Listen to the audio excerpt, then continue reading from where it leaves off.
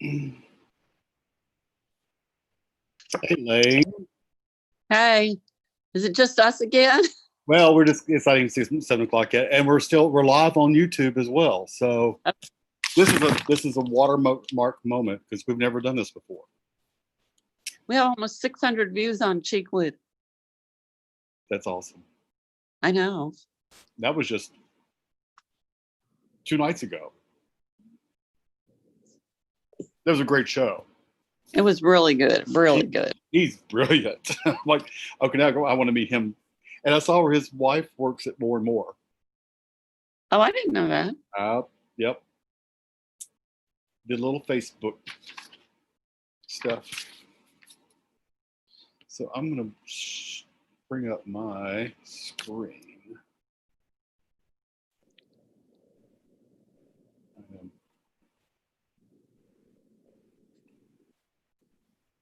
This is a whole new way. I'm going to try this out. Okay.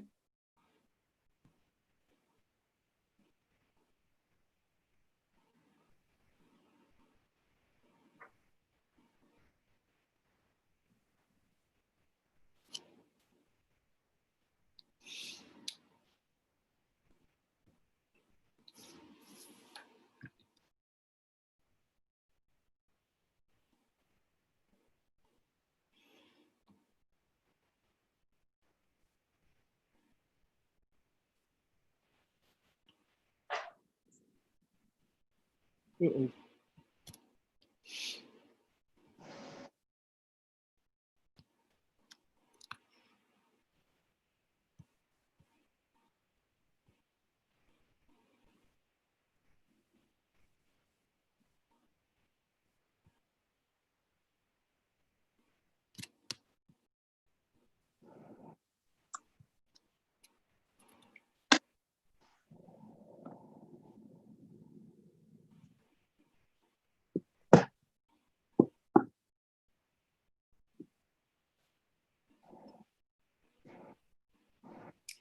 Okay, Lane, I'm going to put you on. There you go.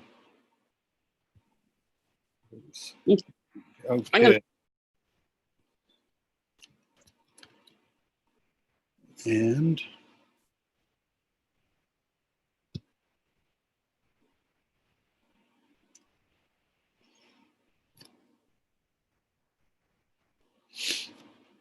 I'm guessing once I speak, it'll take me out of, let's go to gallery view. Let's go to in video. There we go. That'll work. So welcome everyone to Friday nights live from the view. And it is really, truly live from the view right here in Bellevue, Belle Vegas, Tennessee. So good afternoon and welcome to Community Arts of Bellevue's Live from the View. We're glad to have you with us tonight. This is our Friday night installment, and tonight's going to be a really fun show, I hope, for all of you that's attending. This is also about had a heart attack getting on here tonight because I'm using some brand new software that I've never used before. And so even though we're Zoom, and if anybody would like to join us on Zoom, the link is on our Facebook page, but we also are broadcasting to YouTube. So it's a YouTube live event as well. So we've never done this before, trying it out. So you are all guinea pigs this evening.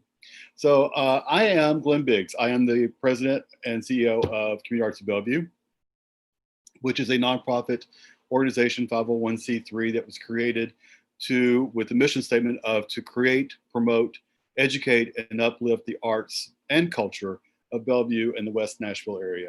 And when we talk about West Nashville, the Wild Wild West, we're really talking about, we're also including in that Fairview, Kingston Springs, Pegram, all the areas that surround Bellevue and all of our neighbors. So it's a little bit of everybody.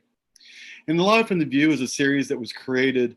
It's a set of virtual programs that were created to support our community through the times of the pandemic when everyone was suddenly under safer at home directions, and people were just missing each other. So we created this series of events to to kind of help support people, because there's not a better way to build community or support each other than there is through the arts.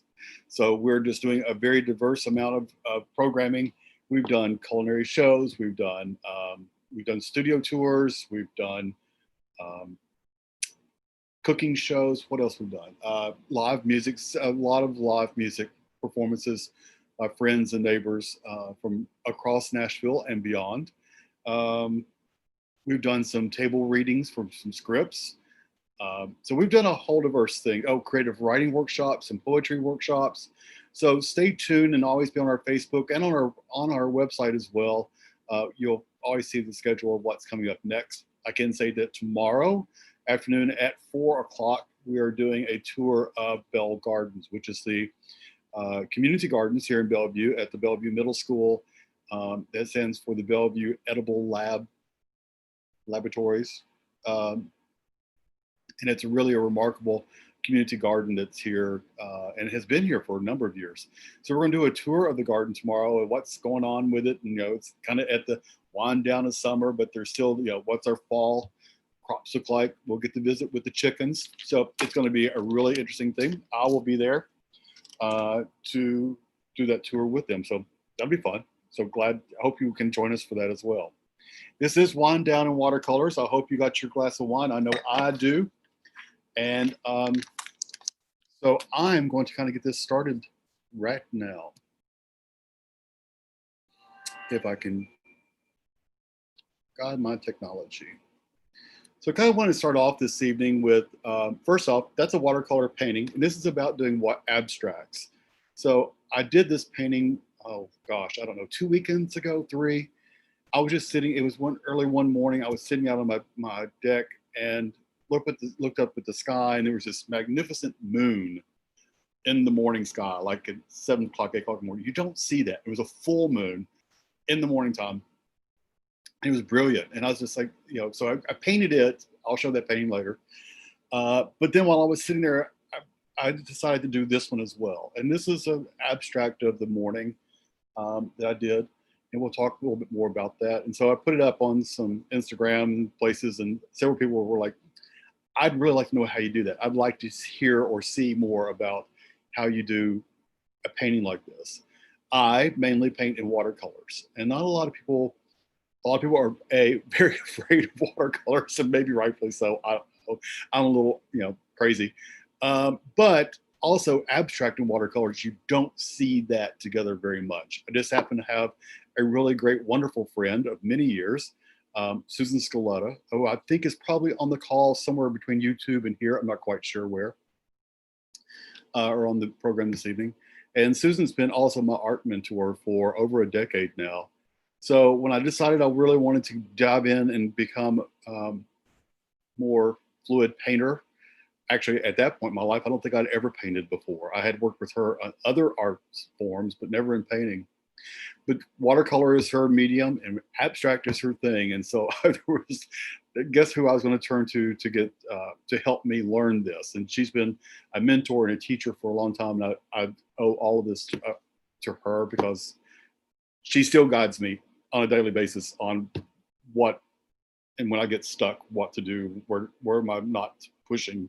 So anyway, enough about that. But that's a little bit about abstracting that painting there. But I also wanted to, okay, so I realized that me and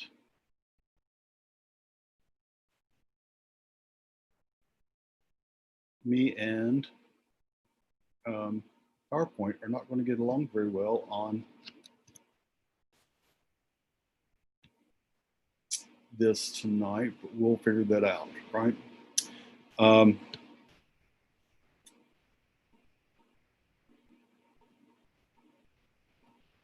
Sorry about this. Let's try it this way. So I'm going to give you a definition of abstract expression.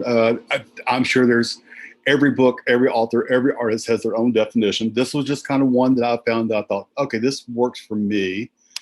And it says abstract expressionism was an artistic movement of the mid 20th century. So, you mid 20s, 50s, 60s, 40s, right? Comprising diverse styles and techniques and emphasizing, especially an artist's liberty to convey attitudes and emotions through non-traditional and usually non-representational means. Okay, so you can think about that for just a second. That it's not about a representational item. So it's not about a house, or it could be the energy of the house, but it's not necessarily representing the house itself or a tree or a stream, but it's more about what's the energy, what is the emotion that is evoked from when you're with that or in that environment or at that moment in time, such as me being that morning having coffee and just the sky just really spoke to me, and I had to capture that. So I captured it in two different ways. I captured it in more of a realism way. There was a house and a moon, and I'll show you that painting. But I also wanted to capture the energy of the moment, and that was the painting that I did secondly. So that more is about this definition. There's also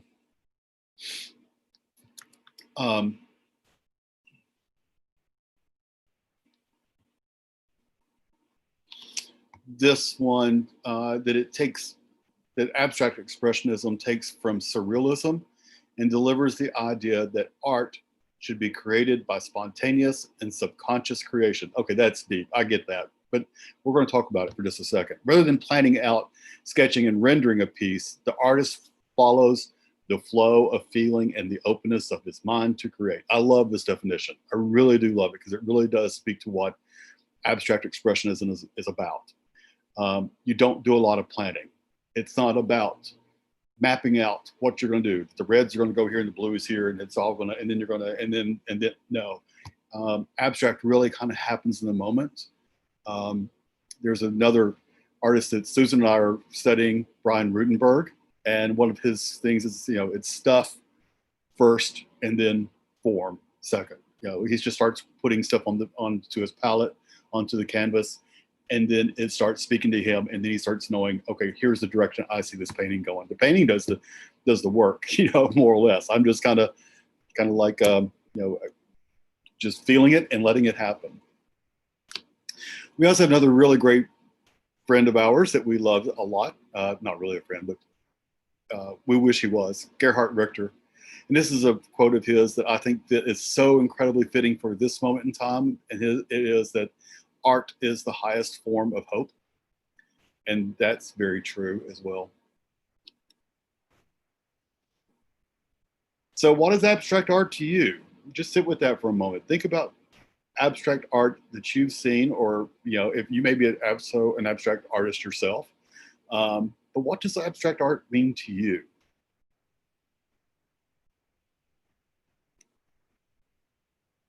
Who are some of the artists that you think about when you think about abstract expressionism? Are there certain ones that you've really followed for a long time that speak to you a lot? So I've got a few examples of some very famous abstract expressionism artists that I know you know the names, you've heard the names in time, but I kind of also associate that with the art that they did and what made their art abstract. This is one that Kandinsky was very famous for. And so I wanted to show that. Also wanted you to notice that his birth date and his death. So Kandinsky lived from 1866 to 1944. So you think about abstract being a much more modern contemporary art form, right? That it's more of the timely. But Kandinsky at his peak was probably painting in the early 1900s. A lot of these paintings that he's so well known for are really done over 100 years ago now. And so you have to think about abstract's been around for a long time. It really grew as a culture, as a movement, a little bit later in the 40s and 50s. I mean, this is one, Willem de Kooning, Two Women with a Still Life, very famous painting for de Kooning, 1952. Now, I'm not going to get too specific into this because Susan is an art historian as well, and she can tell you in every nuance about these artists and the moment and the time that that all took place. So we're just going to skim through. Pollock, Jackson Pollock, you all know the drip paintings, right? So this is all from the 1950s. This is when these guys were really at it. They were having a blast. They were all in New York City. It's a movement that grew up, that came into New York, that came out of New York City. It was the first movement, you know, you think of France and Italy and other places that were big art centers. This is the first one that really kind of, and blew up New York City. Barnett Newman, he's an incredible artist. These lines, he calls these lines zip lines. Okay, but look at artists, Barnett's life, say 1905, 1970. He's in the, this was done in 64, so he's still in that time frame with the rest. One of my absolute favorite artists is Franz Klein. This is in 53. These guys all knew each other too. They hung out together. They painted in their studios all day long. And then every night they went to a bar, and I've got, it's called the Cedar Tavern in Greenwich, Greenwich Village. It's no longer there. But this was a bar that they hung out in every night. And all these guys knew each other at that moment in time. He also started the New York School. And then like some others went to Provincetown and started schools in Provincetown. Mark Rothko, we all know Rothko's and his color blocks. You should see these in person. They're amazing. I have to throw Georgia O'Keeffe in there because I know a lot of people love Georgia O'Keeffe. She's also got a lot of paintings that live here in Nashville. Some of my absolute favorites of all times is Joan Mitchell. Joan was a powerhouse of painting. This is East 9th Street, one of her famous paintings. Look at the movement. I mean, there's so much energy in that canvas right there. The movement, the color, her paint strokes, the emotion, the drips. They're just, she did it all. Cy Twombly's another one of mine. And some people are like, I could do that. Well, try it. It's not the, yeah, not so much, but it's just, I think his paintings are brilliant. One of our favorites, Richard Diebenkorn, was one of the very few that really wasn't a New York artist. He was a California artist, boy. Berkeley, this is Berkeley. He taught and painted in California the whole time. So he kind of broke glass by being out there. He's a little bit of an outlier. But then LA started becoming a big art center mecca as well. This is a wonderful artist, Alma Thomas. Alma is known for her rhythm and her paintings. Again, look at the years that she lived. But this one was done in 70. She passed away in 1978. So she painted her whole entire life. She never stopped. And one of the cool things I think is that the Obamas, when they were in the White House, actually used a lot of her artwork throughout the residence, because it's just such, she's historically significant, and so is her art. Helen Frankenthaler, we could talk about Helen all day long. This is one of my, along with Joan, one of my favorites. Her palettes were impeccable.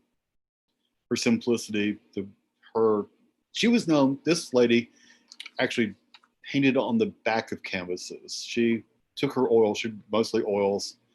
She watered them down with turpentine and everything else she could get her hands on, made them very watery. And then she'd paint on the back of the canvases and let the colors seep into and through the canvases. So a lot of times you saw the pieces that she did were actually painted from the back, and then you're seeing the seepings from the front. Just cool. And her canvases were huge, absolutely huge. 22 foot, I don't know. I would say they were probably, at least 18 feet by 30 feet. Was not anything unusual for this woman to take on. And I had to throw in one of our locals, Anton Wise. So Anton, as you all know, was a Bellevueite himself. Passed away last year, regrettably, and just loved Anton. But his work was outstanding. He was just an incredible artist. But he also, he did art in so many different forms. He taught at Watkins. He actually helped get Watkins put back together again. He was an instructor. He taught up until he couldn't teach anymore. with Alzheimer's. But his art, his sculptures were beautiful. His canvases are gorgeous. He could paint anything on anything. Elaine de Kooning. We talked about Willem de Kooning earlier. This is Elaine. And what a lot of people didn't know is Elaine also was a great artist. This was Willem's wife. And I put this one because this is one that she did of John F. Kennedy. It's actually in the National Portrait Gallery. So she was also very important.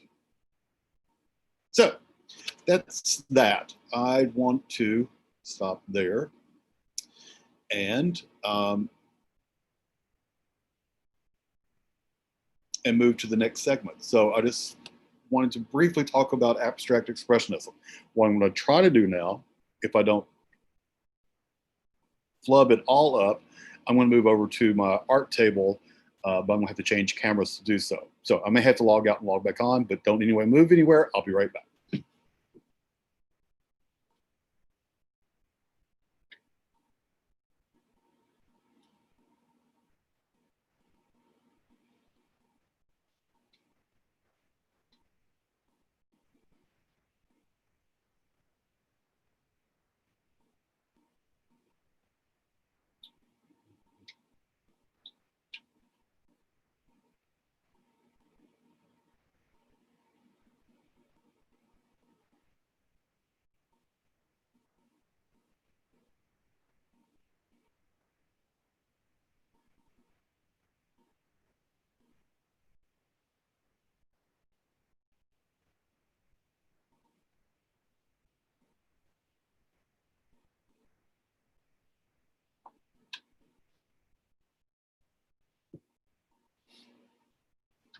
Okay, hang with me just a second. I am going to have to resend me the link to the other thing.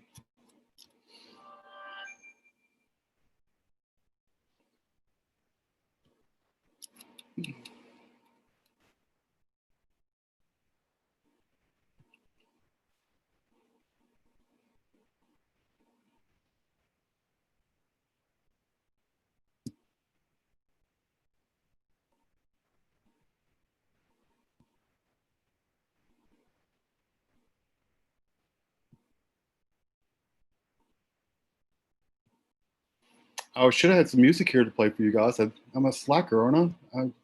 I'll do better. I promise I will. So, that being, please.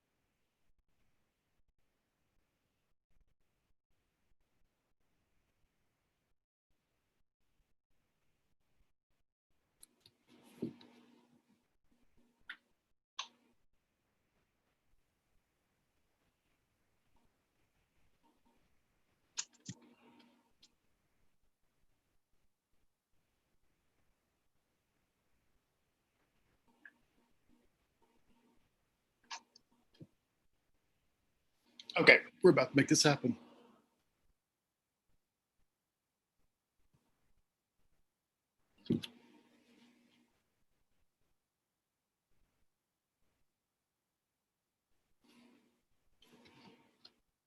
Okay.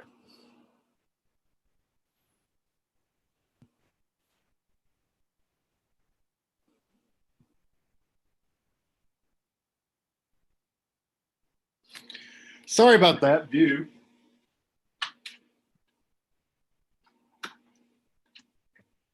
Now you don't know how big of a slop I really am.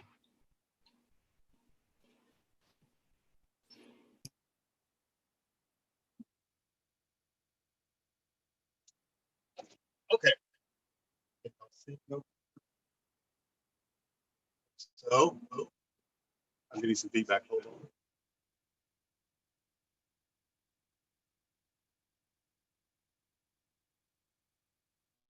That should take care of that. Okay. So, hopefully that you can all see me over here now. I am at my art table. And so I want to kind of briefly just kind of let you show you around a little bit with what I use when I'm in my studio. I usually paint on a piece of old plywood.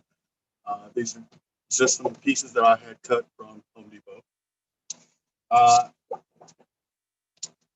Susan will also let you know that you really want to paint on the best paper that you possibly can.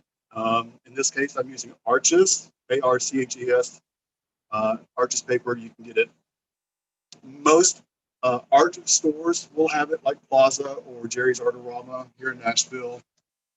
You can also order it online, but it is great. This is watercolor paper. This is 140 pound. It's cold pressed. There's some texture to it, which I really like to paint on myself. Okay. So I also want to show you, these are some paintings that I did in the past. Okay. You may recognize this one from the opening. This is one that I recently did. Really like that one too. This isn't really abstract. It's kind of an abstract impressionist kind of a painting that I did, but I thought, yeah, I certainly abstracted the oranges got abstracted a lot, or lemons. So those are lemons, but I don't really like that. A lot of that painting was actually painted with a credit card. Yep, a credit card. Certainly. So there's that. I do use a lot of my paints that I use with watercolors are Daniel Smith's watercolors. Elaine also, it's in my bag downstairs, probably a beautiful pan set of watercolors a few weeks ago. Actually, that pan set was what I used to create this painting out of. And pan sets are the pans with the tops on them. It's got the little blocks of paint, hard paint inside of them. These are tube paints that have the paints more liquid in there. I have quite a variety of colors. And I'm constantly adding to my little library of colors. Tonight, I've already kind of pre-selected out our palette for the painting we're going to be working with tonight. And that's kind of what you're going to be looking at, or the colors you're going to be working with.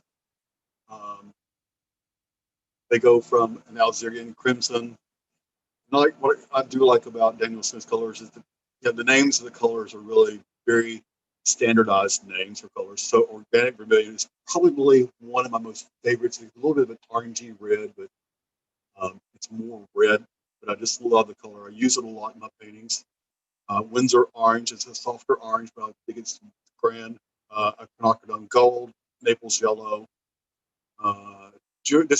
These are all duochromes, and so duochromes are paints that Daniel Smith has, and they have a metallic glimmer, not really glittery, but just a metallic glimmer in the paint. And I really love to use them, especially on washes or as an accent. Just if I just need a little speck of something shiny, I'll push it in there.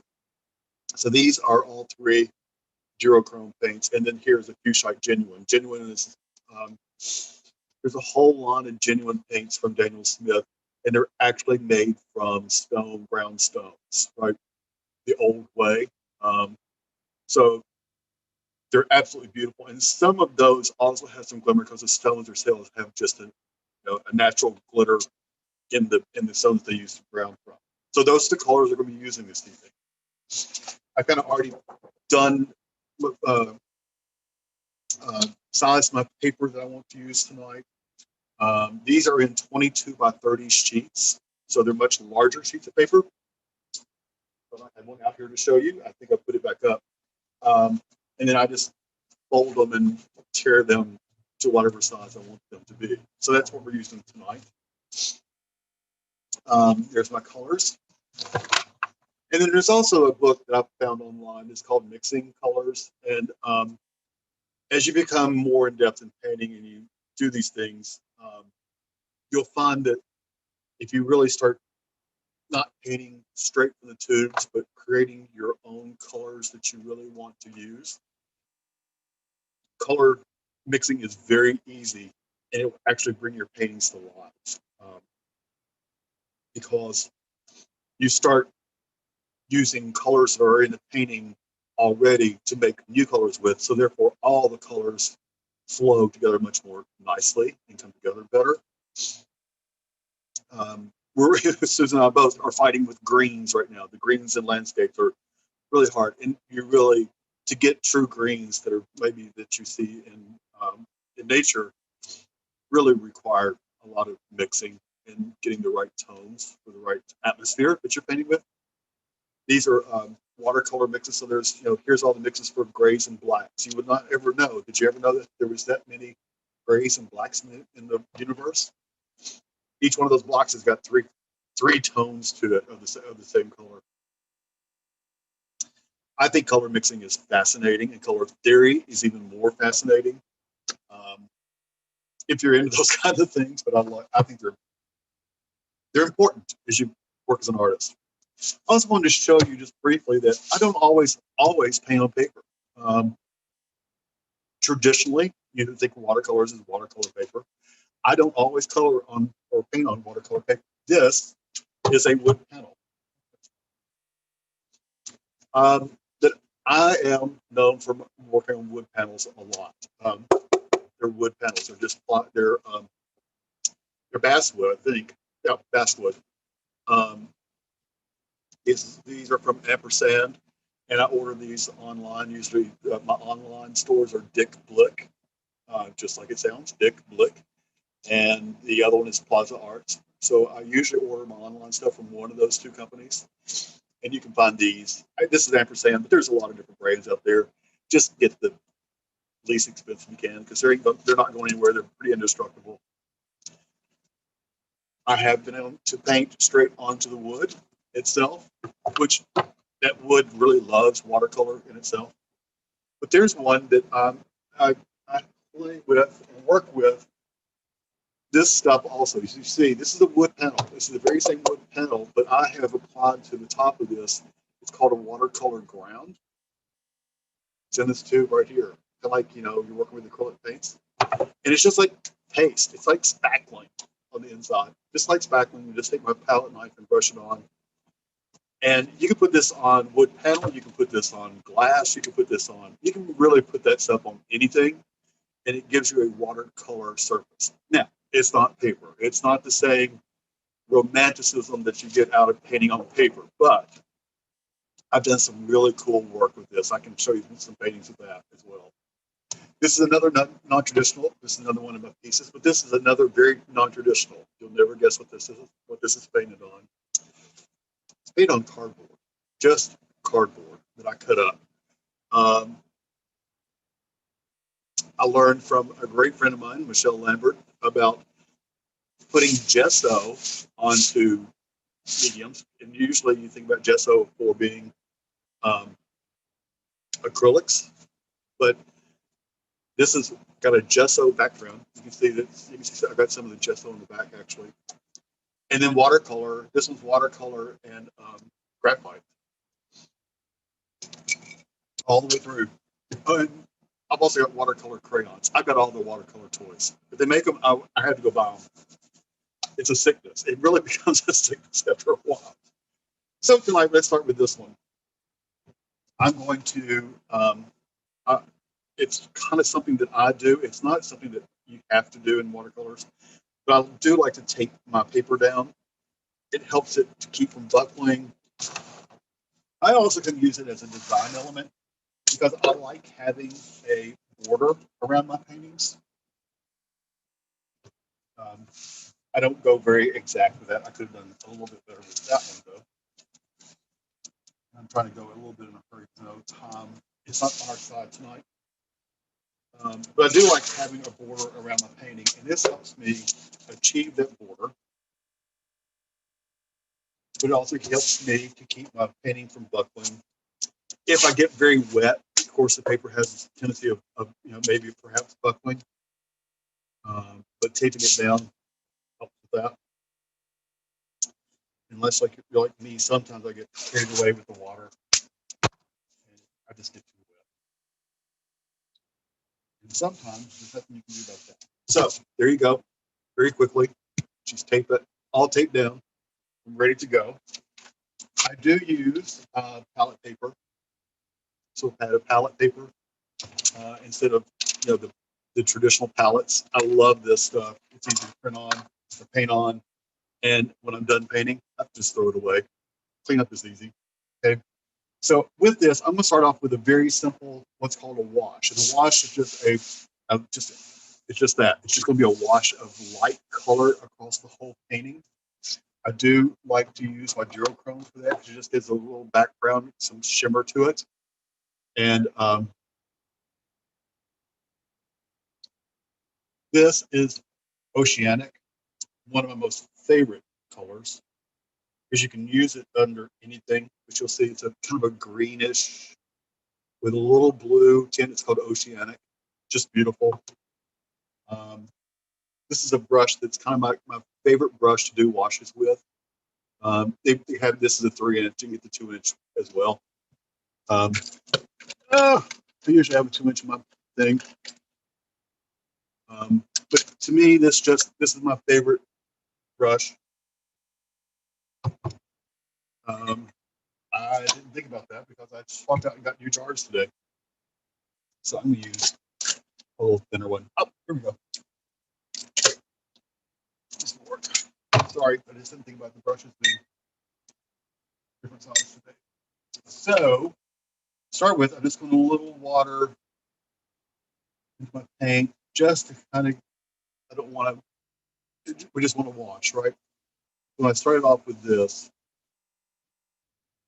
you probably on the camera can hardly even tell there's any color on the paper whatsoever. And that's kind of what I'm going for here. But what you also can do is do this, let it dry really good, come back and do another do another coat of this on top of that one. And you'll start building up some really nice translucence to this, to your background. And once you do that, then you start getting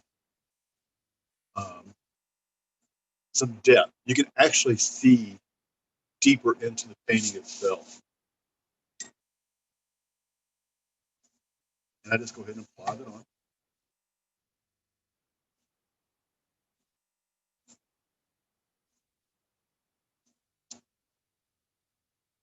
Here, fight with you too much. I don't know if you can even see if there's some green on there or not. It's a very, very, very light shade of green. Normally, what I would do at this moment is I would just let this sit and dry to a really good, and usually watercolor paper, an hour or so. These dry really quickly. You can also use the old cheat and get out the old hair dryer and do it that way. But I don't like to cheat. I like to do it the old way. What would Helen Frankenthaler do, right? So we'll let it dry. But I'm not going to let this dry tonight.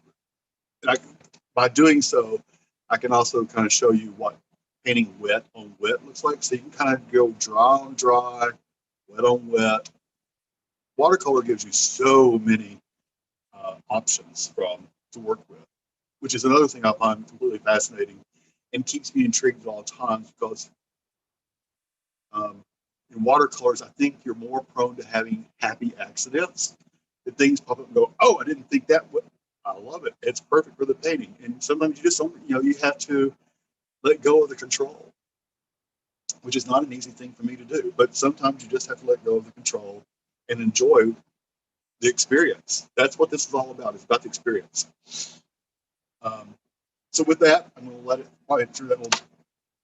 It's probably now time to paint this a little bit. So I don't have anything in my head whatsoever about what this painting's going to look like. I don't have anything preconceived. I didn't come with I'm going to make this look like a water lily garden. Nothing. I'm just going to just paint and enjoy the process of painting. I've already got the only thing I did pre-do is I thought about what colors I'd like to put into this painting. That's all I wanted to do because I could get stuck thinking about colors all day long. for a while. I didn't want to do that tonight. So this brush is a number 10 Simply Simon's brush. That's kind of what I use a lot of. These are probably, when I get into painting, are my 3 primary brushes that I use. Simply Simon's is probably, I like this brand a lot. It's very inexpensive as far in the brush world. You can go very expensive in brushes, but these are very affordable, and they hold up very well, and they paint good. So that's what I'm using tonight. I've got some other brushes, but that I don't know if I've really got anything expensive, because I just don't buy expensive brushes. I just don't think you have to have that. But those are kind of the brushes I'm using this evening. But those are kind of the brushes I use a lot anyway, so there's nothing pre-planned there either. So I'm going to kind of like get my round brush. I'm going to start off with some organic vermilion. See, I told you it's my favorite. And I'm just going to like start laying it down on paper, right? And notice I didn't hold it like a pencil. You can, if I really want to get some more detailed edging pieces, into my thing. But right now I'm looking for just for paint to flow and to have some very organic looks to it. You're going to also see that this is called wet on wet. You're noticing that my paint is really blooming, which a lot of people really love that in watercolor. I could also, but that's because I did that wash in there, so this paper is still very wet. This is a dry piece of paper, and I'm going to take dry paint, which means I'm not adding any water to the paint over here. As you can see, it's your color is a lot more vibrant. It's also not blooming, because this is what you would call dry on dry. This is very much wet on wet. So when you get wet, because someone was asking today about how do you control watercolor? Does it feel like it just takes off and explodes? It can, but this also, you can control it by how much wetness you let it that you're painting on. Not like not letting your paper dry. But sometimes that's exactly the effect that I want it to have. I want it just to bloom. I want all, because it looks like a watercolor at that point. Okay. This is where I also like to use my fan brush. This is the fan brush. You see it? That's what it is. It's a fan brush. Fan brushes are fun because this allows me to really you can kind of put some calligraphy type of marks into your painting. Okay. Maybe go back up and put some of that green to come in there with it. Like I said, I'm not.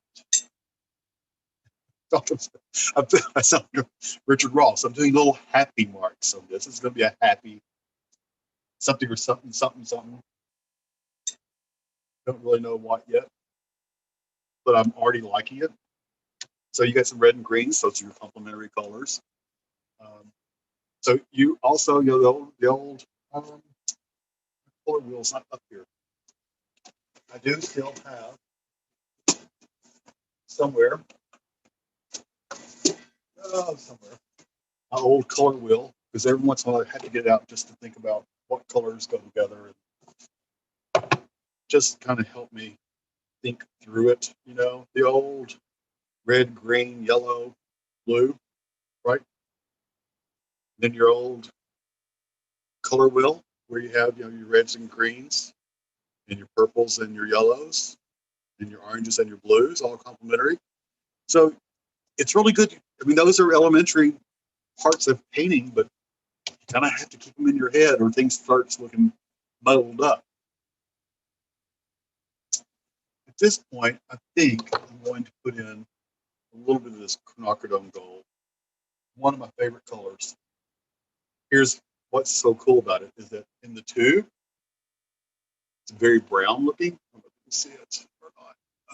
But it's got a very brown hue to it. But when you start painting with it, it turns this beautiful gold.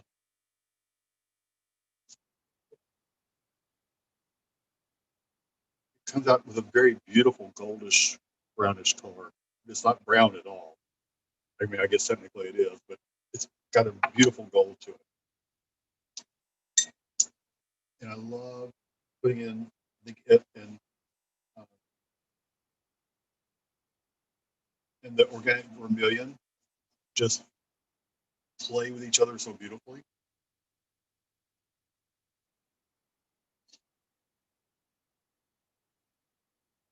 So, more of that in there. This is where I think would be a good time to put in a little surprise of this fuchsite. Fuchsite's very kind of a fuchsite. It's a tealish color, but it's just stunning. It's just stunning. You're not going to see it. It may on camera look very similar to the oceanic, but it's got more of a little richer green, a little bit more teals in it.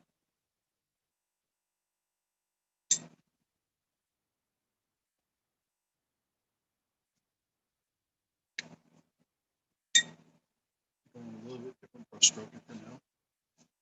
Paintings also require, if you really want to get some depth to them, keep changing your brushes up. Excuse me, those brushes certainly make different marks.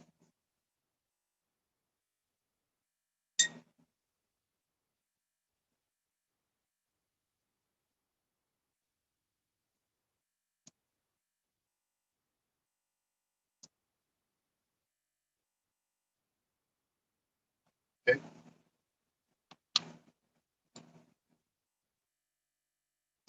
And I think at this point, I can also just start using some little bit of Naples yellow. I think it needs some Naples. This is one of Susan's favorite colors, but I'm also going to do one of my favorite things.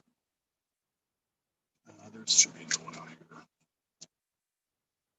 Yeah, here we go.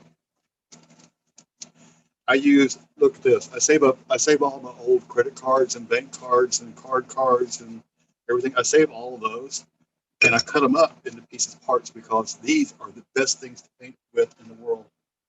Let me just take a little color on my card. Watch what you can do with it. You can start swiping through your paintings. Can you see that?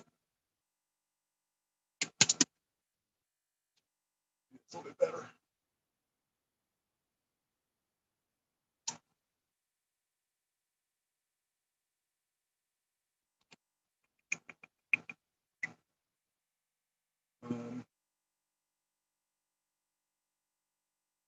Yeah.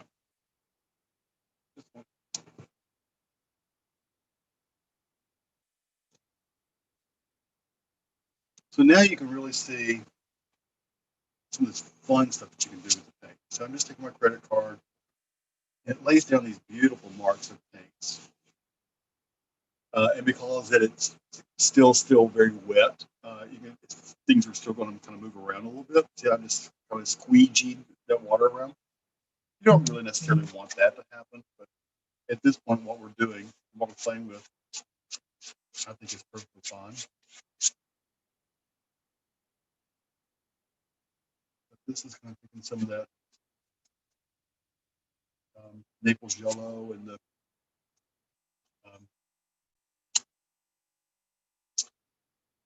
organic vermilion and starting to play with it.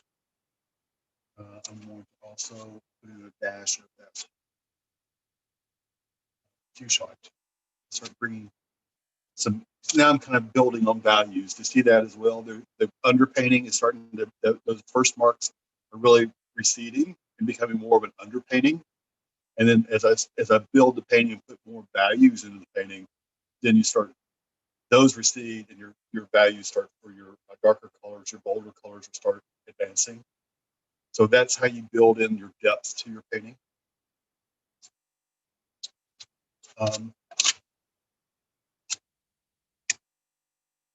Also, just for a really big pop of color, I'm going to do this cad orange.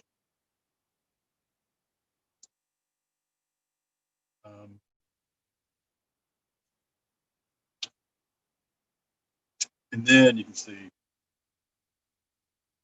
right?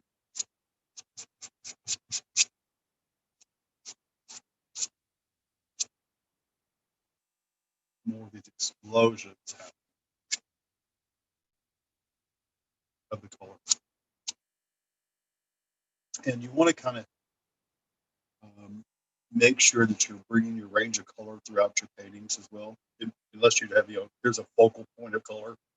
But you should always make sure that you're bringing your colors throughout your painting, just to bring some continuity to the piece in itself. Wow, I'm really liking that. It's really going places. I think I'm going to stick with this palette. I'm just going to keep working with this. I don't know if I put any Alzerian in there. You need some Alzerian crimson in every painting, I think, in the world. Should have some Alzerian in it. More kind of a burgundy colors. It also adds a little bit more tone, some depth to it. I like to use the edge of the card just to draw some lines. Earlier you saw those lemons in that piece with the base. That's very much how I did that. I drew those lemons with the edge of the credit card. This and then like that. It's really cool what you can do with this stuff. Now I'm going to stir it up. And needs a little something over there. Some more orange on top of that. I need a little more maple yellow to kind of soften it up a bit. So when you're working like this, especially the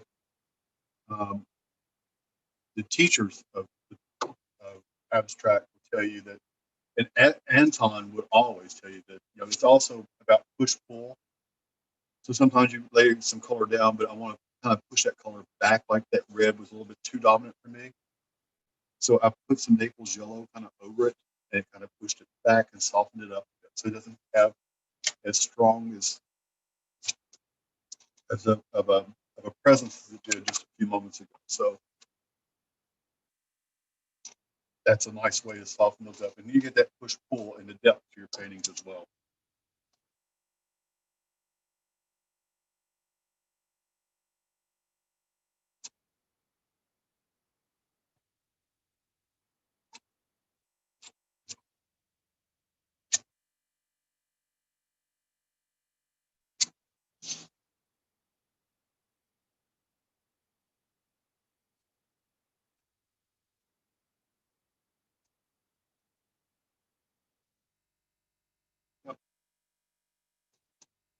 Sometimes you just kind of need to do little marks in there, just get some additional stuff, additional texture. Okay. I'm going to add, just for the sake of time, just a little more of the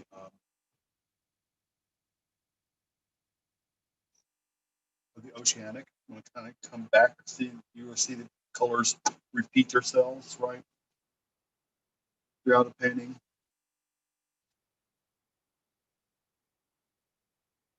A lot. I just kind of also wanted to bring some more of that. Oh wow! See that? That was just residue that was on the card. Nothing planned. It was just there, and it happened, and it's perfect. It's absolutely perfect. Okay. With that being said, I'm going to kind of stop there. I could go on for hours, and I probably will come back later and do some more work to this painting. Just for tonight, I want to kind of show you my process, and then I would, at this moment, introduce some graphite. Graphite, is pencil lead, right? It's kind of like that, but graphite. And in graphite, you can go in and put some other miscellaneous markings, add a little black, some just to give it some line and form. And sometimes I may have to come back several times and look at that and decide what needs more, where, how, and especially as it dries. Charcoal, some of these can give you even darker lines.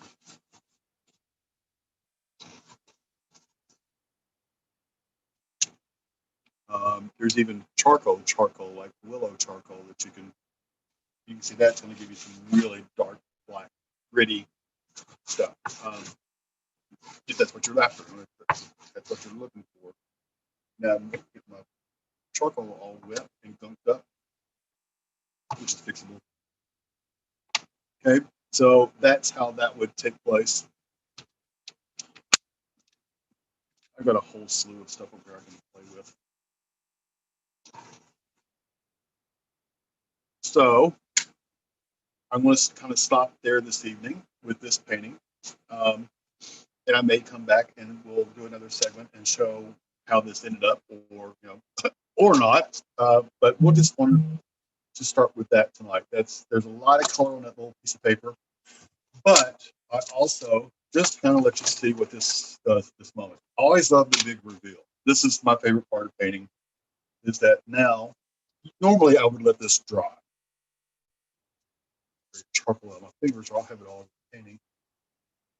But I want you to see that. Take off my blue paint, my blue tape, and let you see the painting for itself. Remember, I did this very quickly, so it's not going to be the greatest painting in the world, but you'll get to see what this really does look like. So there is your painting that y'all did tonight. You did good. You're good. You're a good class. You did very well. I like that. I like that a lot. So as it dries, it will take a very, very different aesthetic. It'll start changing colors. It'll lighten up a lot. You'll just see as it dries, it just changes and changes and changes. So that's also kind of the big mystery and the loveliness of watercolor, in that it just keeps on going, And so even though I'm done painting, it's not done by a long shot. So it'll dry probably a couple hours, and then when I come back up after dinner, it'll be like, wow, look what that did. It has a very fall effect to it. Well, it is September. I can't believe it is Labor Day weekend, and here we are. So, guys, I got y'all out on time. I'm not good at that. I usually go, I want these to keep on talking, but this tonight worked out really well. So thank you all for being with us. I appreciate your time. And if you'd like to know more about Community Arts of Bellevue, we do have a website. It's CAOFB, Community Arts of Bellevue.org, CAOFB.org. All our information's up there. You're welcome to go take a look at it. If you'd like to become a member and support Community Arts of Bellevue, there's a place there that you can do that. Our membership, because of the pandemic, we went back to our old prices, so it's $30 for an individual. It's very affordable, but the money goes a long ways in supporting this organization, because even though we're in a pandemic, we're still doing a lot of work out there for all of you. So thank you for being on here, and I hope to see you all really soon. I hope we can all be together again really soon. If not, in the meantime, we do have technology. We do have Zoom, and we can do these as much as we want to. Again, tomorrow, join us for Bell Gardens tour. I think it'll be fun. Get to see the chickens, for heaven's sake. And that'll be it. Y'all have a great evening, and thanks for being with me. Thanks. Good night.